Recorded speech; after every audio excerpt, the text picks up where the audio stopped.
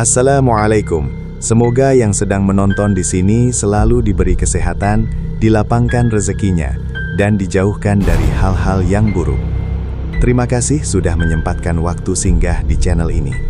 Sebelum kita mulai, jangan lupa bantu dukung dengan menekan tombol like, tuliskan pendapat atau pengalaman kalian di kolom komentar, dan subscribe agar tidak ketinggalan cerita berikutnya. Malam ini, kita akan mendengar kisah dari sebuah desa bernama Ulu Jami. Desa yang sederhana, dengan sawah yang luas, jalan kecil yang sunyi saat malam, dan kehidupan warga yang berjalan pelan seperti hari-hari biasa. Di sana, ada sebuah warung beras yang cukup dikenal, tempat orang-orang datang sejak pagi, membeli kebutuhan untuk keluarga mereka. Warung itu tidak besar, hanya bangunan sederhana di pinggir jalan, tapi selalu ramai. Pemiliknya dikenal ramah, murah senyum, dan sering memberi harga lebih rendah dari yang lain. Tak ada yang aneh pada awalnya, warga hanya merasa terbantu. Setiap orang pulang membawa beras, membawa harapan untuk makan bersama keluarga di rumah. Namun seiring waktu, ada sesuatu yang pelan-pelan berubah. Bukan pada warungnya, bukan pada berasnya, melainkan pada cerita-cerita kecil yang mulai beredar di antara bisik-bisik warga saat malam semakin sunyi. Desa Ulu Jami bukanlah desa yang sering disebut orang. Letaknya agak masuk ke dalam, harus melewati jalan kecil yang diapit sawah di kanan kiri. Kalau pagi, kabut tipis masih sering menggantung rendah di atas tanah. Kalau malam, suara jangkrik terdengar jelas, seperti menutup seluruh kampung dengan selimut sunyi. Hidup di sana berjalan pelan. Orang-orang bangun sebelum subuh, pergi ke sawah, atau membuka usaha kecil di depan rumah. Ada yang jual gorengan, ada yang buka warung kopi, ada juga yang keliling membawa sayur. Semua saling kenal, saling menyapa, dan kadang saling membantu tanpa perlu diminta. Di ujung jalan dekat musola kecil, berdirilah sebuah warung beras yang belakangan ini sering dibicarakan orang. Warung itu tidak besar, hanya bangunan sederhana dengan dinding papan yang dicat seadanya. Di depannya ada timbangan besi, beberapa karung beras ditumpuk rapi, dan papan kecil bertuliskan harga. Pemiliknya, Pak Rifai, adalah orang yang sudah lama tinggal di desa itu. Dulu ia dikenal sebagai petani biasa. Wajahnya tenang, suaranya pelan, dan jarang sekali terlihat marah. Ia tinggal bersama istrinya dan satu anak laki-lakinya yang masih duduk di sekolah dasar. Beberapa tahun lalu, hidup Pak Rifai tidak mudah. Sawahnya beberapa kali gagal panen. Musim hujan datang terlalu lama, lalu tiba-tiba kemarau kering. Utang mulai menumpuk, dan rumah mereka sempat hampir dijual untuk menutup kebutuhan. Tapi entah sejak kapan, keadaan mereka berubah. Awalnya warga hanya melihat ada karung beras di depan rumahnya. Lalu suatu pagi, papan kecil dipasang. Warung beras pun mulai buka. Tak ada peresmian, tak ada kabar apa-apa. Hanya tiba-tiba ada tempat baru untuk membeli beras. Orang pertama yang membeli adalah tetangganya sendiri. Lalu kabar menyebar pelan-pelan. Harganya lebih murah, tapi berasnya pulen, kata seorang ibu di pos ronda. Stoknya banyak, padahal di pasar lagi susah, sahut yang lain. Sejak saat itu, warung Pak Rifai tak pernah sepi. Pagi-pagi sekali, sebelum matahari benar-benar naik, sudah ada yang datang membawa kantong plastik atau karung kecil. Siang hari, orang-orang yang pulang dari sawah mampir. Sore menjelang maghrib, masih ada yang buru-buru membeli untuk makan malam. Pak Rifai selalu melayani dengan sabar. Ia menimbang beras dengan teliti, mengikat kantong dengan rapi, lalu menyerahkannya sambil tersenyum tipis. "Semoga cukup buat seminggu, Bu," ucapnya pelan. Warga merasa senang, tidak perlu jauh-jauh ke pasar kecamatan, tidak perlu khawatir harga naik tiba-tiba. Warung itu seperti jawaban kecil atas kebutuhan sehari-hari yang kadang terasa berat. Yang paling terasa adalah saat harga beras di daerah lain mulai mahal. Di Ulu Jami, harga di warung Pak Rifai tetap hampir sama. Bahkan beberapa kali, ia memberi sedikit lebih banyak untuk orang yang terlihat kesulitan. Bayarnya nanti juga tidak apa-apa, katanya pada seorang ibu yang datang membawa uang pas-pasan. Sikapnya itu membuat orang makin segan. Banyak yang memuji kebaikannya. Di pengajian malam Jumat, namanya sering disebut sebagai contoh orang yang tetap rendah hati meski usahanya sudah maju. Namun, ada satu hal yang membuat orang diam-diam heran. Warung itu seperti tak pernah kehabisan beras. Setiap kali ada yang membeli, karungnya tetap terlihat penuh. Bahkan ketika beberapa warga membeli dalam jumlah banyak untuk acara hajatan, keesokan harinya tumpukan karung tetap ada seperti biasa. Tak ada yang pernah melihat truk pengangkut batang, tak ada juga suara orang menurunkan barang. Tapi setiap pagi, karung-karung itu selalu ada, tersusun rapi di tempat yang sama. Sebagian orang menganggap itu hal biasa. Mungkin Pak Rifai punya pemasok dari luar desa. Mungkin dia mengangkutnya malam-malam. Tak ada yang benar-benar ingin tahu. Toh yang penting berasnya ada. Setiap menjelang maghrib, Pak Rifai selalu melakukan hal yang sama. Ia akan menutup warung lebih awal, menarik tirai kain di depan pintu, lalu menyapu pelan halaman kecil di depannya. Kadang terlihat ia menyiram sedikit air ke tanah, seperti sekadar membersihkan debu. Setelah itu, ia masuk ke dalam rumah dan tak keluar lagi sampai pagi. Tetangga terdekatnya, Pak Lurah tua yang rumahnya tak jauh dari situ, pernah beberapa kali melihat lampu di bagian belakang rumah Pak Rifai tetap menyala sampai larut malam, kadang sampai lewat tengah malam. Lagi hitung stok mungkin, katanya pada istrinya. Dan memang, tak ada yang merasa aneh. Usaha yang ramai tentu butuh waktu untuk mengurusnya. Anak-anak kecil sering bermain di depan warung saat siang hari. Mereka duduk di tangga kecil, tertawa, dan kadang diberi permen oleh Pak Rifai. Ia terlihat seperti orang tua yang penyayang. Tak pernah mengusir, tak pernah membentak. Istrinya, Bu Rifai, juga dikenal ramah. Setiap pagi ia menyapu halaman, menyapa orang-orang yang lewat, dan sesekali membantu suaminya menimbang beras jika sedang ramai. Kehidupan mereka terlihat sederhana, tapi cukup, tidak mewah, tidak berlebihan, hanya lebih baik dari sebelumnya. Pada malam hari, suasana di sekitar warung itu biasanya sunyi. Hanya ada suara angin yang melewati daun pisang dan bambu di belakang rumah. Kadang terdengar suara katak dari arah sawah. Orang-orang jarang lewat setelah Isya. Jalan kecil di depan warung itu gelap, hanya diterangi lampu kuning yang redup. Namun, beberapa warga yang kebetulan pulang larut malam pernah melihat bayangan Pak Rifai masih duduk di depan warungnya. Ia duduk diam, seperti sedang menunggu sesuatu. Kadang hanya menatap jalan yang kosong. Ketika disapa, ia hanya mengangguk pelan. "Belum tidur, Pak?" tanya seseorang suatu malam. "Sebentar lagi," jawabnya singkat. Lalu ia masuk dan menutup pintu. Tak ada yang menganggapnya aneh. Mungkin ia hanya menjaga warungnya. Mungkin takut ada orang iseng mengambil barang. Hari-hari di desa Ulu Jami terus berjalan seperti biasa. Pagi dengan suara ayam berkokok, siang dengan panas yang pelan-pelan menyengat, sore dengan anak-anak berlari pulang, malam dengan sunyi yang akrab. Dan di tengah semua itu, warung beras Pak Rifai tetap berdiri, tetap ramai, tetap menjadi tempat orang-orang bergantung untuk kebutuhan paling dasar dalam hidup mereka. Tak ada yang tahu, atau mungkin belum ingin tahu, dari mana sebenarnya semua beras itu datang.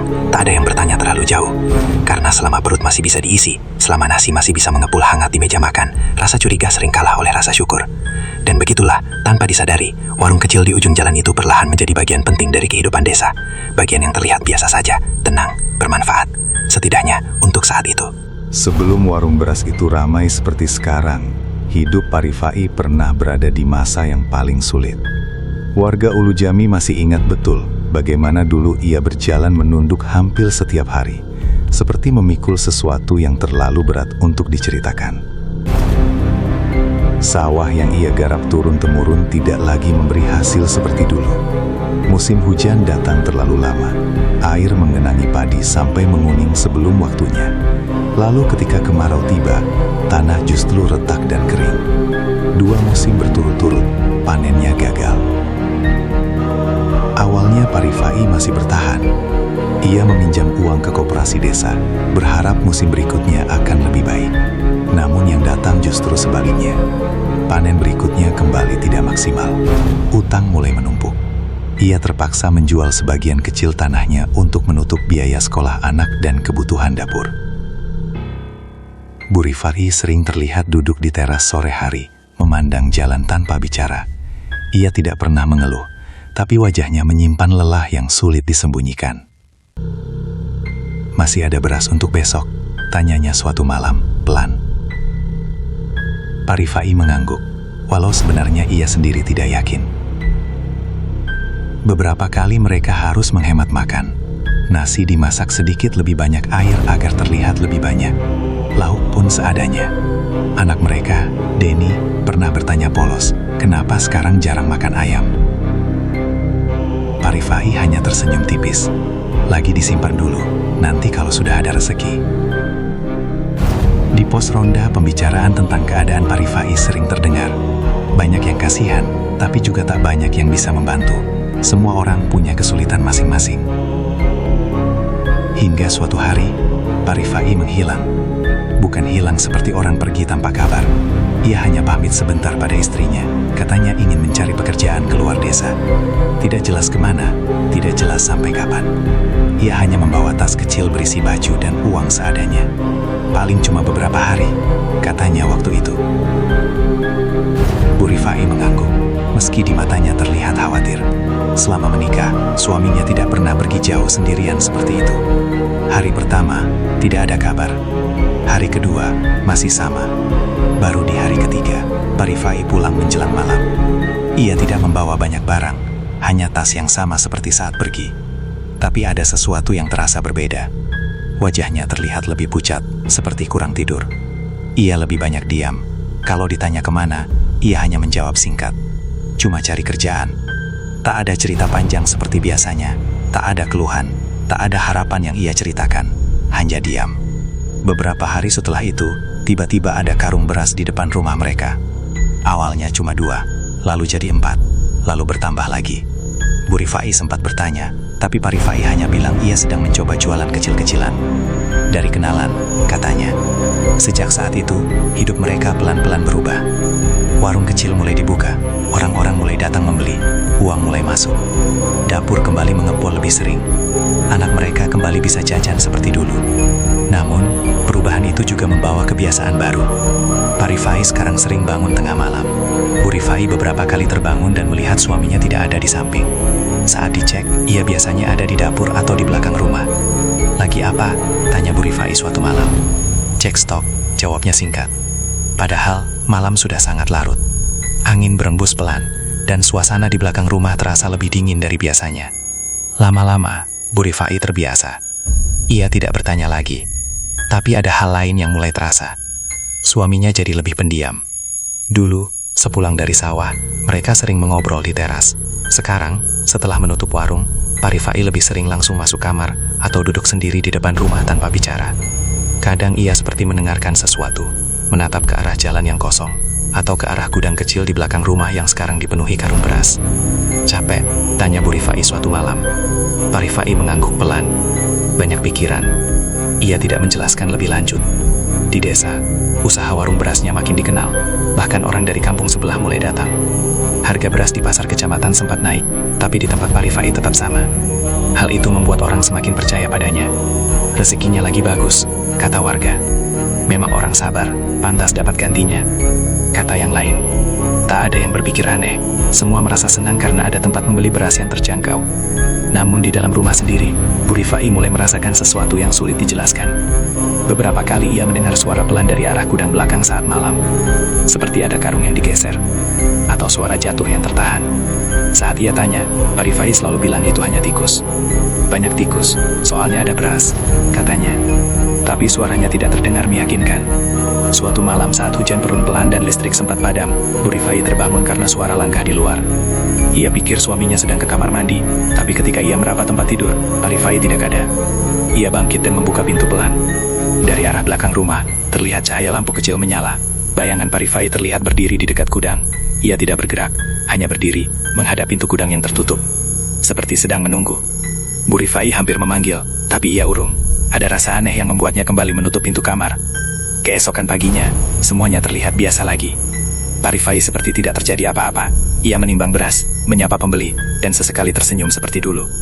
Hari-hari terus berjalan, usaha semakin ramai, rumah mereka terlihat lebih hidup. Namun di balik semua itu, perubahan kecil yang datang pelan-pelan mulai terasa. Tidak mencolok, tidak menakutkan, hanya seperti sesuatu yang bergeser sedikit demi sedikit. Dan meski belum ada yang benar-benar bisa menjelaskannya, Bu Rifai mulai merasakan bahwa rezeki yang datang terlalu cepat itu membawa sesuatu yang ikut masuk tanpa diundang. Seiring berjalannya waktu, warung beras Pak Rifai semakin dikenal. Orang-orang tidak lagi ragu datang, bahkan dari desa sebelah. Pagi hari selalu menjadi waktu paling sibuk. Ibu-ibu datang membawa kantong plastik besar. Bapak-bapak yang baru pulang dari sawah mampir untuk membeli sekalian kebutuhan seminggu. Suasana di depan warung sering terasa hangat. Ada yang mengobrol, ada yang bercanda, ada yang sekadar duduk sebentar sebelum pulang. Pak Rifai tetap melayani dengan cara yang sama seperti dulu. Pelan, teliti, dan tidak banyak bicara. Namun, beberapa kebiasaan kecil mulai terlihat berbeda. Setiap hari, tepat menjelang maghrib, Pak Rifai selalu menutup warungnya lebih cepat dari pedagang lain. Padahal biasanya masih ada orang yang datang di waktu itu. Kalau ada yang mengetuk pintu karena butuh beras untuk makan malam, ia hanya menjawab dari dalam, "Besok pagi saja, Bu, sudah tutup." Tak pernah ada alasan panjang, hanya kalimat singkat itu saja. Setelah menutup pintu, ia akan menyapu halaman kecil di depan warung dengan pelan. Lalu dengan ember kecil, ia menyiramkan air ke tanah di sekitar pintu. Air itu mengalir tipis, membasahi tanah yang sudah gelap. Awalnya tidak ada yang menganggap itu aneh. Mungkin hanya kebiasaan membersihkan tempat jualan. Tapi lama-lama, orang mulai memperhatikan bahwa ia melakukannya setiap hari, di waktu yang sama, dengan cara yang sama. Pak Lurah tua yang rumahnya tidak jauh dari situ pernah melihat dari kejauhan. Rajin sekali dia bersih-bersih, katanya suatu sore pada istrinya. Istrinya hanya mengangguk. Baguslah, namanya juga jualan beras, harus bersih. Tapi yang terasa janggal bukan hanya itu. Beberapa warga yang rumahnya dekat mulai mendengar suara-suara aneh di malam hari. Suara seperti karung diseret pelan. Kadang terdengar seperti sesuatu yang jatuh, lalu digeser lagi. Suara itu datang dari arah belakang rumah Pak Rifai. Paling dia lagi rapihin stok, kata seseorang di ronda malam. Jam segitu, sahut yang lain. Memang, suara itu biasanya terdengar saat malam sudah larut. Kadang setelah lewat tengah malam, saat kampung benar-benar sepi. Tidak ada motor lewat, tidak ada orang berjalan. Hanya suara angin dan sesekali anjing menggonggong jauh di ujung desa. Suatu malam, Pak Darto yang sedang ronda sendirian duduk di gardu dekat jalan. Ia melihat lampu di bagian belakang rumah Pak Rifai masih menyala terang. Dari kejauhan, ia seperti melihat bayangan bergerak di balik jendela kecil gudang. Seperti seseorang sedang bolak-balik mengangkat sesuatu. Padahal setahunya, Pak Rifai tidak punya pekerja. Keesokan paginya, ia menceritakan hal itu pada teman-temannya. Mungkin dia kulahkan paham malam, biar tidak kelihatan orang, kata salah satu dari mereka. Yah, bisa jadi, jawab Pak Darto. Meski dalam hati ia masih merasa ada yang aneh. Karena selama ini, tak pernah ada suara mobil atau motor yang datang mengantar beras. Jalan ke desa itu sempit, kalau ada kendaraan besar lewat pasti terdengar jelas. Tapi tak ada yang benar-benar ingin mencari tahu lebih jauh. Selama warung itu masih membantu, selama beras masih ada, orang-orang memilih untuk tidak memikirkan hal yang tidak perlu. Di dalam rumah, Bu Rifai sendiri mulai semakin sering memperhatikan kebiasaan suaminya. Setelah menutup warung dan makan malam, Pak Rifai jarang langsung tidur. Ia sering duduk sendirian di ruang depan, menatap ke arah pintu yang sudah tertutup. Kadang sampai lama sekali. Mas, belum tidur? Tanya Bu Rifai suatu malam. Sebentar lagi, jawabnya pelan. Ia tidak menoleh, matanya tetap menatap ke depan. Beberapa saat kemudian, seperti biasa, ia bangkit dan berjalan ke belakang rumah. Pintu dapur dibuka pelan, lalu ditutup kembali. Bu Rifai menunggu beberapa menit. Tidak ada suara apa-apa. Akhirnya ia memberanikan diri mengintip dari jendela dapur. Dari sana ia bisa melihat sebagian halaman belakang. Lampu kecil di dekat gudang menyala redup. Pak Rifai berdiri di depan pintu gudang. Ia tidak sedang membuka pintu, tidak juga sedang mengangkat karung. Ia hanya berdiri di sana, diam, menghadap ke pintu yang tertutup. Seperti sedang menunggu seseorang keluar. Bu Rifai merasakan bulu kuduknya meremang tanpa alasan jelas. Ia menutup jendela pelan-pelan dan kembali ke kamar. Ia mencoba meyakinkan dirinya sendiri bahwa suaminya hanya sedang memastikan stok beras aman. Namun malam itu, ia sulit tidur. Beberapa hari kemudian, ada hal kecil lain yang membuatnya semakin tidak tenang. Ia sedang membersihkan dapur saat melihat ember kecil di sudut ruangan. Air di dalamnya terlihat agak keruh, seperti habis dipakai mencuci sesuatu. Ia mengangkat ember itu dan mencium bau yang samar. Bau tanah basah. Bukan bau air sumur biasa. Lebih seperti bau tanah setelah hujan, atau seperti bau yang sering tercium saat orang menggali kuburan. Ia mengerutkan kening, lalu membuang air itu ke halaman. Ketika Pak Rifai melihat embernya dipindahkan, wajahnya sempat berubah. Airnya buat apa, Mas? Tanya Bu Rifai hati-hati. Buat bersih-bersih, jawabnya singkat. Tak ada penjelasan lagi. Malam itu, suara seretan kembali terdengar, lebih jelas dari biasanya. Bu Rifai yang terbangun hanya bisa diam di tempat tidur. Ia mendengar suara seperti karung berat yang ditarik perlahan. Kadang berhenti, lalu bergerak lagi. Ia menoleh ke samping. Tempat tidur di sebelahnya kosong. Hari-hari di desa Ulu Jami tetap berjalan seperti biasa. Pagi hari diisi dengan suara orang menyapu halaman, ayam berkokok, dan ibu-ibu yang berjalan membawa kantong belanja. Warung Pak Rifai tetap ramai. Orang datang silih berganti, menimbang beras, lalu pulang dengan wajah lega. Namun tanpa disadari, ada satu peristiwa kecil yang pelan-pelan mengubah suasana desa. Seorang pelanggan setia warung, Pak Junaidi, tiba-tiba jatuh sakit. Pak Junaidi dikenal sebagai orang yang rajin. Setiap pagi, ia selalu mampir ke warung Pak Rifai sebelum berangkat ke sawah. Ia sering membeli beras sedikit-sedikit, Katanya supaya tidak terlalu berat dibawa pulang. Yang penting cukup buat makan hari ini, katanya suatu waktu sambil tersenyum. Tapi suatu pagi, ia tidak datang. Awalnya tidak ada yang merasa aneh. Mungkin ia sedang ke ladang lebih pagi, mungkin sedang ada urusan. Namun sore harinya terdengar kabar bahwa Pak Junaidi mendadak demam tinggi. 2 hari kemudian, ia meninggal. Orang-orang datang melayat. Suasana rumah duka dipenuhi suara doa pelan dan bisikan pelan antar warga. Tidak ada yang tahu pasti sakit apa. Katanya demamnya datang tiba-tiba, lalu tubuhnya lemah dengan cepat. Padahal kemarin masih kelihatan sehat, bisik seorang ibu. Baru saja beli beras juga, sahut yang lain. Kalimat itu hanya lewat begitu saja, tak ada yang benar-benar memikirkannya. Beberapa minggu setelah itu, kejadian serupa terulang. Kali ini Bu Ranti, seorang janda yang tinggal sendirian di ujung desa. Ia juga termasuk orang yang sering membeli beras di warung Pak Rifai. Bahkan hampir setiap 2 hari sekali ia datang, karena tidak punya tempat penyimpanan besar di rumah. Suatu sore, tetangganya menemukan Bu Ranti terbaring lemas di dalam rumah. Ia dilarikan ke puskesmas, tapi tak tertolong. Kabar itu menyebar cepat. Orang-orang mulai membicarakannya di warung kopi, di pos ronda, bahkan saat berkumpul setelah pengajian. Sudah 2 orang ya, kata seseorang pelan. Namanya juga Umur, jawab yang lain, mencoba terdengar biasa. Tapi ada yang mulai merasa tidak nyaman. 2 orang itu dikenal sehat, tidak punya penyakit berat, dan keduanya adalah pelanggan tetap warung beras. Meski begitu, tidak ada yang berani mengaitkan terlalu jauh. Pikiran seperti itu terasa berlebihan, tidak masuk akal. Warung Pak Rifai tetap ramai seperti biasa.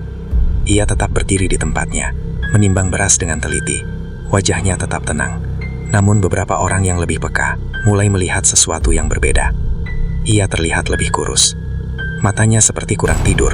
Di bawah matanya ada bayangan gelap yang sebelumnya tidak pernah terlihat. Suatu pagi, saat sedang menunggu giliran membeli, Pak Darto memberanikan diri bertanya. "Pak, sehat?" tanyanya pelan. Pak Rifai menoleh, lalu mengangguk. "Sehat." Kelihatan capek. "Banyak pikiran saja," jawabnya singkat, lalu kembali menimbang beras. Percakapan itu berhenti sampai di situ. Di rumah, Bu Ranti juga mulai merasakan sesuatu yang sulit dijelaskan. Ia masih ingat betul malam ketika kabar kematian Pak Junaidi sampai ke telinganya. Malam itu, suaminya duduk lebih lama dari biasanya di depan rumah. Ia tidak bicara, tidak juga masuk ke kamar, hanya duduk, menatap jalan yang gelap. Ketika Bu Ranti mendekat, ia melihat tangan suaminya gemetar kecil. "Mas, kenapa?" tanyanya pelan. Pak Rifai hanya menggeleng, "Tidak apa-apa." Namun setelah itu, kebiasaan aneh yang semakin sering terlihat. Ia lebih sering ke gudang di malam hari. Suara seretan karung terdengar lebih sering. Kadang seperti ada yang jatuh pelan, lalu diseret kembali. Suatu malam, suara itu terdengar lebih lama dari biasanya. Bu Ranti terbangun. Ia menoleh ke samping. Seperti yang sudah sering terjadi, tempat tidur di sebelahnya kosong. Ia duduk diam beberapa saat, mendengarkan.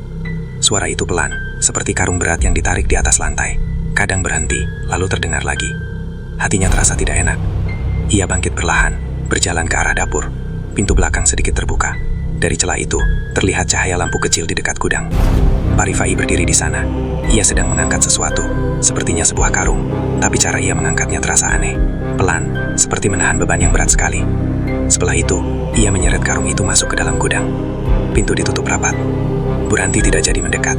Ia kembali ke kamar dengan perasaan yang tidak bisa ia jelaskan. Keesokan harinya, ia melihat ada satu karung baru di tumpukan belakang. Karung itu terlihat lebih bersih dari yang lain. Masih kencang ikatannya, padahal semalam ia yakin jumlahnya tidak sebanyak itu. Hari itu, seorang pembeli lain datang, Pak Saman, seorang buruh bangunan dari desa sebelah. Ia sering membeli beras dalam jumlah agak banyak, karena tinggal bersama beberapa temannya. Ia bercanda seperti biasa, "Beras di sini paling pulen, Pak. Teman-teman pada suka," katanya sambil tertawa. Pak Rifai hanya tersenyum tipis. Tak ada yang aneh hari itu. Namun seminggu kemudian, kabar datang bahwa Pak Saman jatuh sakit. Katanya mendadak lemas dan tidak bisa bangun dari tempat tidur. 2 hari setelah itu, ia meninggal. Kabar itu mulai membuat orang-orang benar-benar diam. Sejak kabar kematian beberapa pelanggan mulai sering terdengar, suasana di desa Ulu Jami berubah sedikit demi sedikit. Tidak ada yang benar-benar membicarakannya secara terang-terangan, tapi bisik-bisik itu ada.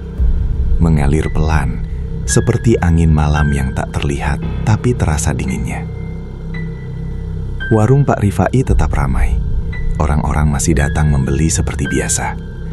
Mereka tetap tersenyum, tetap mengobrol ringan, tetap pulang membawa beras. Namun, kini ada perasaan yang berbeda. Beberapa orang mulai menghindari menatap terlalu lama ke arah gudang di belakang rumah itu. Gudang kecil itu berdiri di samping dapur, terpisah sedikit dari bangunan utama. Dindingnya dari papan tua, pintunya kayu tebal dengan kunci besar yang selalu terpasang. Tidak pernah terlihat terbuka di siang hari. Hanya Pak Rifai yang punya kunci. Bu Rifai sendiri jarang ke sana. Suaminya selalu bilang ia akan mengurus stok sendiri. Biar aku saja, katanya setiap kali Bu Rifai menawarkan bantuan. Awalnya ia tidak terlalu memikirkan, tapi semakin hari, rasa penasarannya makin besar. Apalagi setelah beberapa malam terakhir, suara dari arah gudang semakin sering terdengar. Kadang seperti karung digeser, kadang seperti benda jatuh pelan, kadang seperti ada sesuatu yang bergerak di dalam. Suatu sore, saat Pak Rifai sedang mengantar pesanan beras ke rumah seseorang di ujung desa, Bu Rifai berdiri lama di dapur. Matanya terus tertuju ke arah pintu gudang. Halaman belakang sepi, hanya suara angin yang menggerakkan daun pisang. Matahari sudah mulai condong ke barat. Cahayanya masuk di sela-sela papan kayu, membuat bayangan memanjang di tanah. Ia mendekat pelan. Langkahnya ragu-ragu. Seumur hidup, ia tidak pernah merasa takut dengan bagian rumahnya sendiri. Tapi entah kenapa, sore itu, jantungnya berdetak lebih cepat. Ia berdiri tepat di depan pintu gudang. Bau samar langsung tercium. Bukan bau beras seperti biasanya, bukan juga bau kayu. Lebih seperti bau tanah basah yang lama terendam, bau lembab yang terasa dingin di hidung. Tangannya menyentuh gagang pintu, terkunci. Ia menoleh ke sekitar, memastikan tidak ada orang. Lalu ia kembali ke dapur, mengambil kunci cadangan yang dulu pernah disimpan suaminya di laci. Ia sendiri tidak yakin apakah kunci itu masih bisa dipakai. Dengan tangan sedikit gemetar, ia mencoba memasukkannya ke lubang kunci. Klik. Pintu terbuka sedikit. Bau lembab itu langsung terasa lebih kuat. Bu Rifai mendorong pintu perlahan. Di dalam suasananya gelap. Hanya ada sedikit cahaya dari celah papan dinding. Tumpukan karung beras terlihat memenuhi hampir seluruh ruangan. Tersusun rapi sampai ke belakang. Ia melangkah masuk.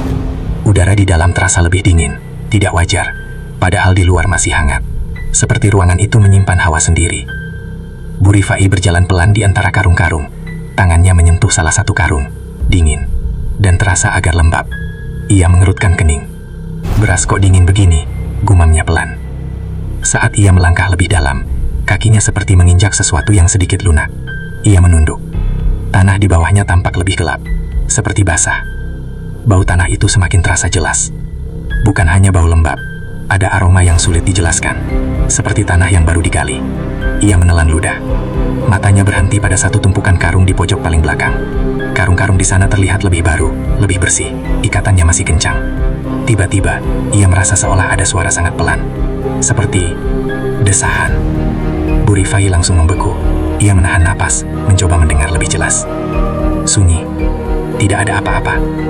Ia mencoba meyakinkan dirinya bahwa itu hanya suara angin yang masuk lewat celah papan, atau mungkin suara tikus. Namun perasaan tidak enak itu semakin kuat. Ia memutuskan untuk keluar. Begitu ia menutup pintu gudang dan menguncinya kembali, ia baru sadar napasnya terasa berat. Tangannya dingin, seperti baru saja masuk ke tempat yang bukan miliknya. Malam harinya, saat Pak Rifai pulang, Bu Rifai mencoba bersikap biasa. Ia menyiapkan makan malam, menaruh piring di meja, seperti hari-hari sebelumnya. Namun suaminya seperti langsung tahu. "Kamu ke gudang?" tanyanya tiba-tiba. Bu Rifai terdiam. Ia tidak menyangka pertanyaan itu akan keluar begitu cepat. "Cuma lihat sebentar," jawabnya pelan. Wajah Pak Rifai berubah. Bukan marah seperti orang tersinggung, tapi lebih seperti orang yang ketahuan menyembunyikan sesuatu. Sejak hari Bu Rifai masuk ke dalam gudang, suasana rumah terasa berbeda. Tidak ada pertengkaran, tidak ada suara keras, tapi ada jarak yang tiba-tiba muncul di antara mereka berdua. Pak Rifai menjadi semakin pendiam, dan Bu Rifai pun lebih sering menahan diri untuk tidak bertanya. Namun, perasaan tidak tenang itu terus ada. Setiap malam, saat suara seretan karung kembali terdengar dari belakang rumah, Bu Rifai terbangun dengan jantung berdebar. Ia tidak lagi berani mengintip. Ia hanya berbaring diam, menatap langit-langit kamar, mencoba menenangkan pikirannya sendiri. Sampai suatu malam, suara itu terdengar lebih jelas dari biasanya. Bukan hanya suara seret, ada bunyi seperti sesuatu yang dijatuhkan. Lalu, seperti ada suara napas berat, sangat pelan, tapi cukup untuk membuat bulu kuduknya meremang. Bu Rifai duduk perlahan di tempat tidur. Ia melihat ke samping. Seperti yang sudah ia duga, tempat itu kosong. Pintu dapur terbuka sedikit. Cahaya lampu kecil dari belakang masuk samar ke dalam rumah. Ia tidak tahu dari mana keberanian itu datang. Ia bangkit, berjalan pelan melewati ruang tengah, lalu mendekat ke arah dapur. Langkahnya terasa berat. Semakin dekat ke pintu belakang, bau tanah basah itu kembali tercium, lebih kuat dari sebelumnya. Ia berdiri di ambang pintu. Dari sana, ia bisa melihat Pak Rifai di depan gudang. Pintu gudang terbuka sedikit. Suaminya sedang menyeret satu karung besar ke dalam. Gerakannya pelan, seperti mengangkat sesuatu yang sangat berat. Ketika karung itu sudah masuk, Pak Rifai berhenti. Ia berdiri diam cukup lama. Lalu, dengan suara yang sangat pelan, ia seperti berbicara. Bu Rifai tidak bisa mendengar jelas kata-katanya. Hanya seperti bisikan yang nyaris tidak terdengar. Beberapa detik kemudian, pintu gudang ditutup. Pak Rifai berdiri di sana sebentar. Lalu ia menunduk, menempelkan telapak tangannya ke pintu kayu itu, seperti seseorang yang sedang meminta sesuatu atau menenangkan sesuatu. Bu Rifai menahan napas. Perasaan takut yang selama ini ia pendam akhirnya terasa terlalu besar. "Mas," suara itu keluar begitu saja dari mulutnya. Pak Rifai terkejut. Ia langsung menoleh. Wajahnya terlihat kaget, seperti tertangkap basah melakukan sesuatu yang tidak seharusnya dilihat orang lain. "Kamu ngapain bangun?" tanyanya cepat. Bu Rifai mendekat beberapa langkah. "Itu apa yang Mas bawa barusan?" Pak Rifai tidak langsung menjawab. Ia hanya menatap istrinya lama. Matanya terlihat lelah, sangat lelah. "Cuma beras," jawabnya akhirnya. "Tiap malam?" tanya Bu Rifai lagi, pelan. Pak Rifai menghela napas panjang. Ia menoleh ke arah gudang, lalu kembali menatap istrinya. Ada sesuatu di wajahnya yang berbeda malam itu, seperti orang yang sudah terlalu lama menyimpan sesuatu sendirian. "Kamu jangan kesini lagi malam-malam," katanya. Tapi kali ini Bu Rifai tidak mundur. "Mas, sebenarnya ada apa?" Suasana menjadi sangat sunyi. Hanya suara angin yang lewat di sela-sela daun pisang. Jauh di kejauhan, terdengar suara anjing menggonggong sekali, lalu hilang. Pak Rifai menunduk. Tangannya gemetar kecil. Lama sekali ia tidak bicara. Akhirnya, dengan suara pelan, ia berkata, "Dulu, waktu kita hampir jual rumah," Bu Rifai terdiam. Ia menunggu. "Aku sempat pergi. Kamu ingat?" Bu Rifai menunduk pelan. Pak Rifai menaik napas dalam. "Aku waktu itu tidak tahu harus minta tolong ke siapa lagi. Utang banyak, sawah tidak bisa diharapkan. Aku takut kita benar-benar kehilangan semuanya." Suaranya terdengar berat, seperti setiap kata harus dipaksa keluar. "Aku ketemu seseorang. Orang itu bilang ada cara supaya kita tidak kekurangan lagi." Bu Rifai menelan ludah. Hatinya mulai terasa tidak enak. "Apa maksudnya?" tanyanya pelan. Pak Rifai tidak langsung menjawab. Ia menatap gudang itu lama sekali. Katanya, "Kalau aku mau, usaha apapun yang aku jalankan akan selalu ada isinya, tidak akan pernah kosong." Terus, suara Bu Rifai hampir berbisik. Dia cuma bilang, "Aku harus siap menerima apapun yang datang sebagai gantinya." Bu Rifai mengerutkan kening. "Gantinya apa?" Pak Rifai menggeleng pelan. Dia tidak bilang jelas. "Aku juga, waktu itu tidak berpikir jauh. Aku cuma mau kita bisa makan. Aku cuma mau anak kita tetap sekolah." Suasana kembali sunyi. Angin malam terasa lebih dingin. Sejak itu, karung-karung beras selalu ada, lanjut Pak Rifai pelan. "Walau aku tidak beli, walau aku tidak ambil dari mana-mana, tetap ada." Bu Rifai merasa tubuhnya dingin. Lalu ingatannya langsung ke wajah-wajah orang yang belakangan ini meninggal. Pak Junaidi, Bu Ranti, Pak Saman, semuanya pelanggan tetap. Ia menatap suaminya dengan mata membesar. Pak Rifai seperti mengerti apa yang ada di pikirannya. "Aku tidak tahu dari awal," katanya cepat. Suaranya mulai bergetar. "Aku baru sadar belakangan." "Sadar apa?" tanya Bu Rifai. Pak Rifai menutup matanya sebentar. Setiap kali stok beras tiba-tiba penuh lagi, selalu ada kabar orang meninggal. Kalimat itu menggantung di udara. Bu Rifai merasa lututnya lemes. Ia menoleh pelan ke arah gudang. Bau tanah basah itu terasa semakin jelas, seolah datang dari dalam sana. Pagi itu datang lebih pelan dari biasanya. Kabut tipis masih menggantung di antara pepohonan, seolah belum siap meninggalkan desa.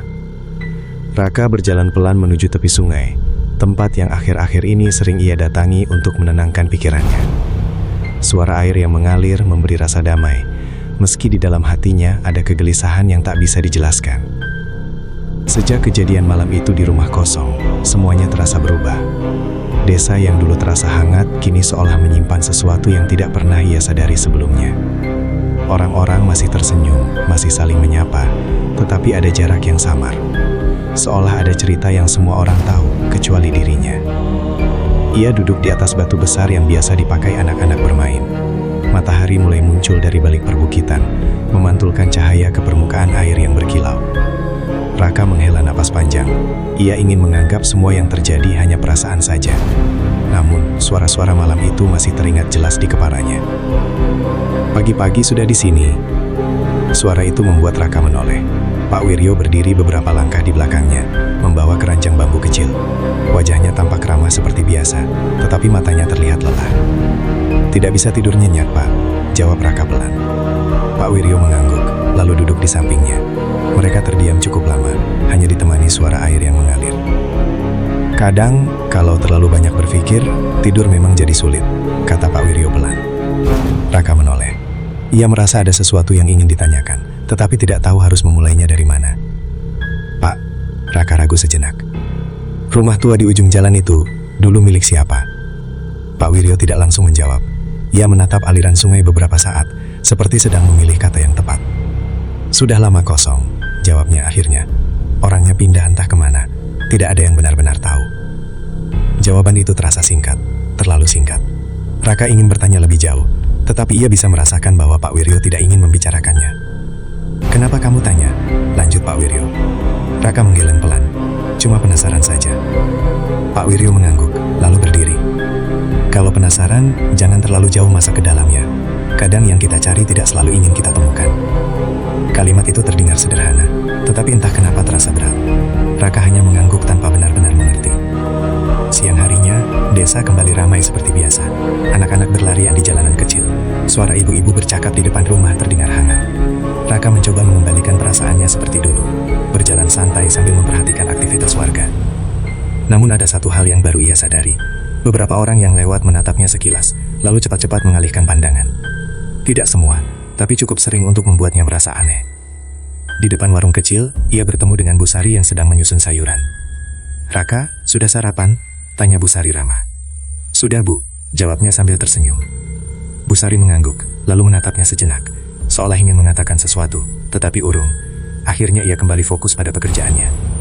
Raka berjalan lagi, kali ini tanpa tujuan, sampai akhirnya langkahnya berhenti di dekat rumah tua itu. Siang hari membuat rumah itu terlihat berbeda, tidak seseram malam kemarin. Catnya memang mengelupas, pintunya tertutup rapat, dan halaman depannya dipenuhi rumput liar. Tapi kalau dilihat lebih dekat, rumah itu tidak benar-benar hancur, seolah hanya ditinggalkan begitu saja. Raka berdiri beberapa meter dari pagar kayu yang hampir roboh. Ia mengingat suara langkah yang ia dengar malam itu. Apakah benar ada orang di dalam? Angin berhembus pelan, membuat daun-daun kering bergerak. Untuk sesaat, ia merasa seperti ada yang memperhatikannya. Raka menoleh ke kiri dan ke kanan. Tidak ada siapa-siapa. Ia hampir memutuskan untuk pergi, sampai matanya menangkap sesuatu di jendela samping. Tirai tipis di dalam rumah itu bergerak. Raka menegang. Mungkin hanya tertiup angin, pikirnya. Tapi jendela itu tertutup rapat, tidak mungkin ada angin masuk. Ia mendekat satu langkah, lalu satu langkah lagi. Dari celah tirai, ia seperti melihat bayangan seseorang berdiri di dalam. Tidak jelas, hanya bentuk samar yang tidak bergerak.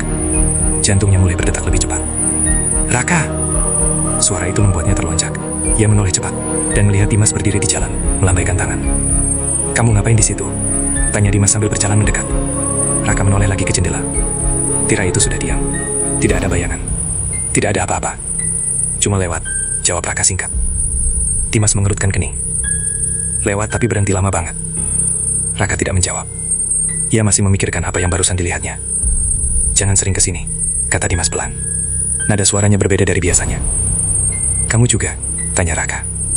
"Maksudnya, kamu juga ngerasa rumah ini aneh kan?" Dimas terdiam. Ia menatap rumah itu beberapa detik, lalu menghela napas. "Orang-orang di sini memang jarang lewat sini," katanya pelan. Katanya, "Dulu pernah ada kejadian." "Kejadian apa?" Dimas menggeleng. "Aku juga nggak tahu pasti. Orang-orang nggak pernah cerita lengkap." Malam turun dengan tenang, tetapi tidak bagi Raka. Sejak siang tadi, pikirannya terus dipenuhi bayangan samar yang ia lihat di jendela rumah tua itu. Ia mencoba mengabaikannya, mencoba meyakinkan diri bahwa itu hanya ilusi, atau mungkin pantulan cahaya. Namun semakin ia mencoba melupakan, semakin jelas bayangan itu terasa di kepalanya. Angin malam berembus pelan, membawa suara dedaunan yang bergesekan. Dari jendela kamarnya, Raka bisa melihat sebagian jalan desa yang mulai sepi. Lampu-lampu rumah menyala redup, memberi kesan hangat, tetapi juga menyimpan kesunyian yang dalam. Ia duduk di tepi tempat tidur, menatap ponselnya tanpa benar-benar melihat apa-apa. Pikirannya melayang ke percakapannya dengan Dimas yang tadi. Cara Dimas menjawab, cara ia menghindari beberapa pertanyaan, semuanya terasa seperti ada yang disembunyikan. Tiba-tiba, terdengar ketukan pelan di pintu. "Raka, belum tidur?" Suara Bu Sari terdengar dari luar. "Belum, Bu, masuk saja," jawab Raka. Pintu terbuka perlahan. Bu Sari masuk sambil membawa segelas teh hangat. Ia meletakkannya di meja kecil di samping tempat tidur. "Kamu kelihatan banyak pikiran akhir-akhir ini," katanya lembut. Raka tersenyum kecil. "Kelihatan ya, Bu? Ibu-ibu di sini cepat tahu kalau ada yang beda," jawab Bu Sari sambil duduk di kursi. "Sejak kamu datang, desa ini terasa lebih ramai, tapi juga terasa seperti membuka cerita lama." Raka terdiam. Kalimat itu terdengar aneh, tetapi jujur.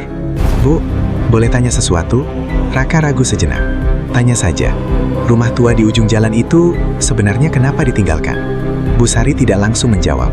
Ia menatap cangkir teh di tangannya, seolah mengingat sesuatu yang sudah lama terkubur. Terus, suatu malam, mereka pergi begitu saja. Tidak pamit, tidak meninggalkan kabar. Raka mengerutkan kening. "Pergi semua?" Bu Sari mengangguk pelan. "Orang-orang sempat mencari, tapi tidak ada jejak, seolah mereka hilang begitu saja." Raka merasa tenggorokannya kering. Ia meneguk teh hangat di sampingnya. "Jadi sejak itu, rumahnya dibiarkan kosong?" tanya Raka. "Iya, awalnya ada yang mau menempati, tapi tidak betah lama-lama," jawab Bu Sari. "Kenapa?" Bu Sari terdiam cukup lama, lalu ia tersenyum tipis, seperti tidak ingin menakuti. "Mungkin cuma perasaan saja. Kadang tempat yang menyimpan kenangan lama terasa berat untuk ditinggali." Jawaban itu terdengar sederhana, tapi Raka bisa merasakan ada sesuatu yang tidak diceritakan sepenuhnya. "Bu, semalam aku dengar suara dari dalam rumah itu," kata Raka pelan. Bu Sari langsung menoleh. Wajahnya terlihat sedikit terkejut. "Kamu kesana malam-malam?" tanyanya. Raka mengangguk pelan. Bu Sari menarik napas panjang. "Raka, kalau bisa, jangan terlalu sering kesana." "Kenapa, Bu?" "Ibu cuma takut kamu jadi terlalu banyak berpikir," jawabnya lembut.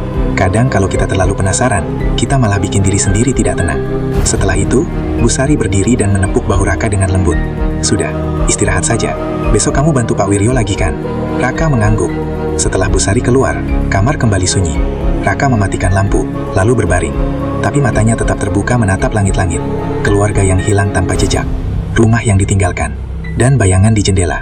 Semua itu terasa seperti potongan cerita yang belum lengkap. Keesokan paginya, Raka bangun lebih awal dari biasanya. Ia memutuskan berjalan-jalan sebentar sebelum membantu Pak Wiryo di sawah. Udara pagi terasa segar, embun masih menempel di daun-daun, dan suara burung terdengar dari kejauhan. Tanpa sadar, langkahnya kembali membawanya ke arah rumah tua itu. Kali ini ia tidak mendekat terlalu dekat. Ia hanya berdiri di seberang jalan, memperhatikan dari jauh. Rumah itu terlihat sama seperti kemarin. Diam, sepi, tidak ada tanda-tanda kehidupan. Namun saat ia sedang menatapnya, pintu rumah itu seperti bergerak sedikit. Raka mengerjapkan mata. Pintu itu terbuka sedikit, hanya celah kecil, seolah ada yang mendorong dari dalam. Jantungnya berdetak lebih cepat. Ia melangkah satu langkah mendekat, lalu berhenti. Dari celah pintu itu, ia merasa seperti ada seseorang yang berdiri di baliknya. Tidak terlihat jelas, hanya bayangan samar yang membuatnya merinding. Tiba-tiba, pintu itu kembali tertutup pelan. Raka berdiri terpaku, napasnya terasa berat. Ia tahu apa yang dilihatnya bukan sekedar perasaan. Ada sesuatu di dalam sana. Dan untuk pertama kalinya, rasa penasarannya mulai bercampur dengan ketakutan. "Raka!" Suara Dimas kembali memanggil dari kejauhan. Raka menoleh dan melihatnya berlari kecil mendekat. "Kamu kesini lagi?" tanya Dimas, sedikit terengah. Raka mengangguk pelan. Tadi, pintunya kebuka. Dimas langsung menatap rumah itu. Wajahnya berubah tegang. "Kamu lihat siapa?" tanyanya cepat. "Cuma bayangan," jawab Raka. Dimas terdiam lama, lalu ia mengusap wajahnya pelan. "Aku harus cerita sesuatu ke kamu," katanya akhirnya. Raka menoleh, merasa jantungnya kembali berdetak lebih cepat. "Cerita apa?" Dimas menatap rumah itu sekali lagi sebelum bicara. "Dulu, sebelum keluarga itu hilang, mereka sempat bilang sering dengar suara di dalam rumah. Padahal cuma mereka yang tinggal di sana." Raka merasa bulu kuduknya berdiri. "Suara apa?" "Langkah kaki, kayak ada orang jalan di lorong. Kadang pintu kebuka sendiri." Raka menelan ludah. "Terus, mereka sempat minta bantuan warga buat bersihin rumah. Tapi setelah itu, justru makin sering kejadian aneh. Angin pagi berembus pelan, membuat rumput di halaman rumah tua itu bergerak pelan. Lalu, suatu malam, mereka hilang." Raka menatap rumah itu lama sekali. Untuk pertama kalinya, ia merasakan bahwa apapun yang ada di dalam rumah itu bukan hanya tentang masa lalu. Seolah sesuatu masih tertinggal di sana, menunggu, dan mungkin memperhatikan siapa saja yang datang mendekat. Sejak percakapan itu, hidup Parifai dan Purifai tidak pernah benar-benar sama lagi. Malam-malam mereka menjadi lebih panjang, tidak ada lagi tidur nyenyak. Setiap suara kecil terasa seperti panggilan. Setiap bau tanah basah yang muncul dari arah gudang terasa seperti pengingat yang tidak bisa dihindari. Purifai tidak pernah lagi berani mendekati gudang. Bahkan lewat di depannya saja membuat dadanya sesak. Ia memilih lebih sering berada di dalam rumah, menghabiskan waktu di dapur atau ruang tengah, sambil berzikir pelan. Parifai masih membuka toko seperti biasa. Orang-orang tetap datang membeli beras, bahkan semakin ramai. Harga yang murah dan kualitas yang bagus membuat toko kecil itu jadi pilihan utama warga. Tapi sekarang, setiap kali ada pelanggan datang, Parifai tidak bisa menatap mereka terlalu lama. Ada perasaan bersalah yang terus menggerogoti. Setiap kali ia menyerahkan beras, tangannya terasa berat. Ia mulai memperhatikan satu hal yang dulu tidak pernah ia pikirkan. Wajah-wajah pelanggan yang datang kini terasa berbeda. Mereka tertawa, berbincang, menawar harga, seperti biasa. Tapi Parifai selalu merasa seperti melihat mereka untuk terakhir kalinya. Dan anehnya, beberapa hari setelah mereka membeli, selalu ada kabar duka. Kadang orang tua yang sakit, kadang kecelakaan, kadang sekedar tidur lalu tidak bangun lagi. Desa Ulu Jami perlahan mulai dipenuhi bisik-bisik. Tidak ada yang berani menuduh, tapi warga mulai saling bercerita pelan-pelan. Toko beras itu lari sekali ya sekarang. Iya, tapi anehnya banyak yang beli di sana terus meninggal. Ah, jangan ngomong sembarangan. Tapi bisikan seperti itu tidak bisa dihentikan. Purifai mulai menyadarinya juga. Ia melihat sendiri bagaimana orang-orang yang dulu akrab datang, satu persatu tidak pernah terlihat lagi. Suatu sore, ia duduk di teras, memandang jalanan yang sepi. Seorang ibu lewat sambil membawa kantong beras dari toko mereka. Ibu itu tersenyum dan menyapa. Alhamdulillah, berasnya selalu bagus, Bu. Purifai membalas senyum, tapi hatinya terasa perih. Ia tidak berani membayangkan apa yang mungkin akan terjadi pada ibu itu. Malamnya, Purifai akhirnya bicara. Mas, kita berhenti saja, katanya pelan. Parifai yang sedang duduk diam di ruang tengah menoleh. Berhenti apa? Tokonya. Kalimat itu menggantung di udara. Parifai menatap istrinya lama sekali. Ada rasa takut di matanya. Takut yang dalam. Kita hidup dari situ, jawabnya pelan. Lebih baik hidup sederhana daripada begini, kata Purifai. Suaranya gemetar. Mas, aku tidak kuat lagi. Parifai menunduk. Ia tahu istrinya benar. Tapi ada satu hal yang tidak pernah ia ceritakan sepenuhnya. Ia pernah mencoba. Beberapa minggu sebelumnya, saat rasa bersalah mulai terasa terlalu berat, ia sempat tidak membuka toko selama 3 hari. Ia membiarkan gudang tetap tertutup, tidak mengambil satu karung pun. Hari pertama tidak terjadi apa-apa. Hari kedua, suara dari gudang mulai terdengar lebih keras. Bukan hanya suara seret, ada bunyi ketukan, pelan, teratur, seperti seseorang mengetuk dari dalam. Hari ketiga, bau tanah basah menyebar ke seluruh rumah, bahkan sampai ke kamar mereka. Dan malamnya, Parifai bermimpi. Ia melihat gudangnya terbuka, karung-karung beras terbelah. Dari dalamnya bukan beras yang keluar, tapi tangan-tangan pucat yang meraih ke arahnya.